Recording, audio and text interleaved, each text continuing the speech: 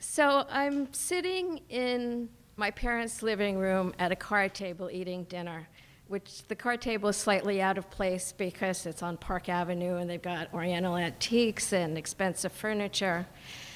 And my father has either dementia or Alzheimer's. I don't really know because my mother won't have him diagnosed. And my mother can't hear. You have to talk to her like this and she won't get a hearing aid because, of course, she's perfect. And the conversation goes like this. My father seriously asks, "Do we have anybody in our family named Peter?" And my mother replies, "Yes, we are having ice cream for dessert." And I really want to laugh, but then I'm going to have to explain why I'm laughing, and I don't want to do that. So dinner ends, my father goes into the bedroom, my mother clears off the table and brings in the Scrabble game. For those of you that don't know, Scrabble's a board game, and you get 7 tiles with letters and you make words, and if you can use all 7 letters, you get an extra 50 points. It's a big deal. And I love beating my mother at Scrabble, making a word like revenge and putting it down on a triple word score, because in this game, she has to give me the points that I've earned, and it really irritates her as she sits hunched over her own tiles, scrabbling around, and I'm thinking, nurture. Nurture's a word. Will she ever find a word? Nurture.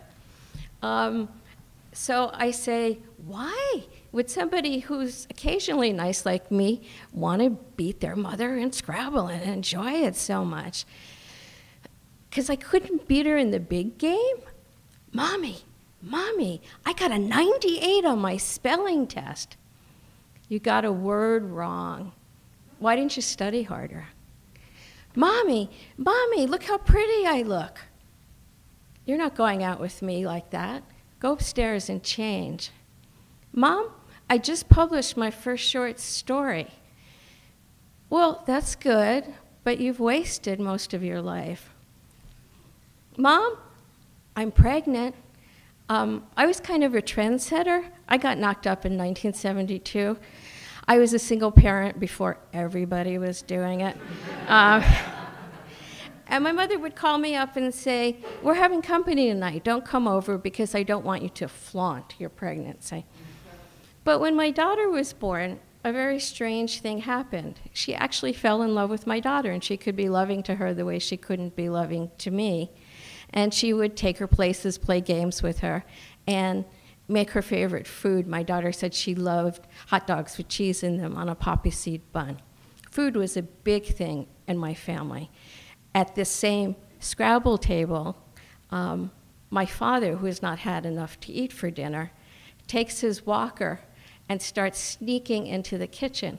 Clump, clump, clump, clump, grabs his goodies and sneaks back. Clump, clump, clump, clump. My mother doesn't look up from the tiles. And I think, well, lunatic is also a 7-letter word. And everybody says their family is crazy, so I just always say, tell me if I'm right or wrong after the show, because I can't figure it out. 2 days before my father died, I called my mother and said, how's Dad doing? And she said, well, it's really good. He's finally losing weight. So yeah, it was an issue in our family. And then he did die, and she had him cremated. And being a good daughter, I went to New York to support her.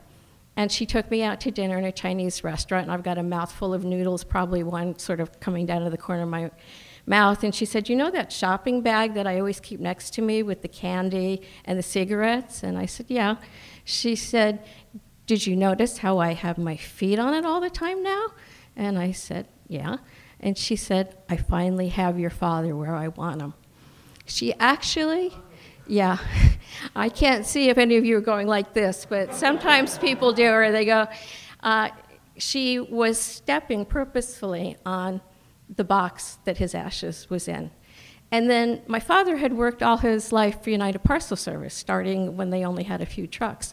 And he himself became a package when she wrapped the box in brown paper and addressed it to the Neptune Society and mailed him off because she didn't want to be there when his ashes were scattered. But the funny thing was that she missed him after all this. And this story seems to go from bad to worse as I'm telling it.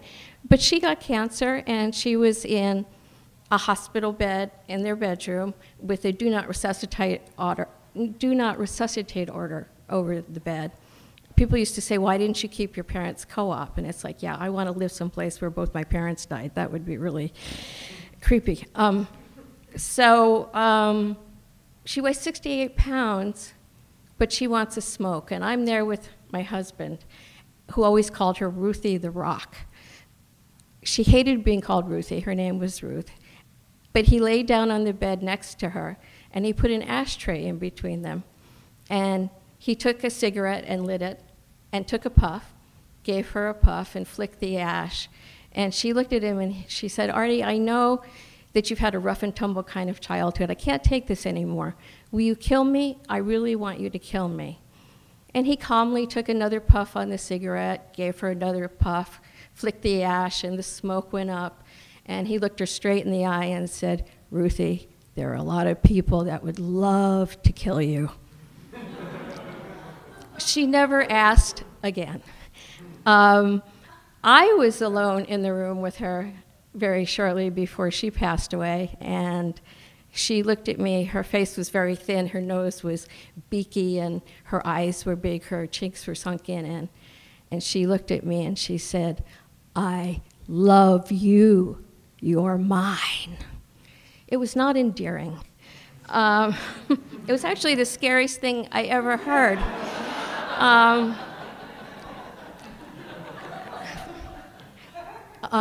So far, I don't know what's going to happen when I leave here. And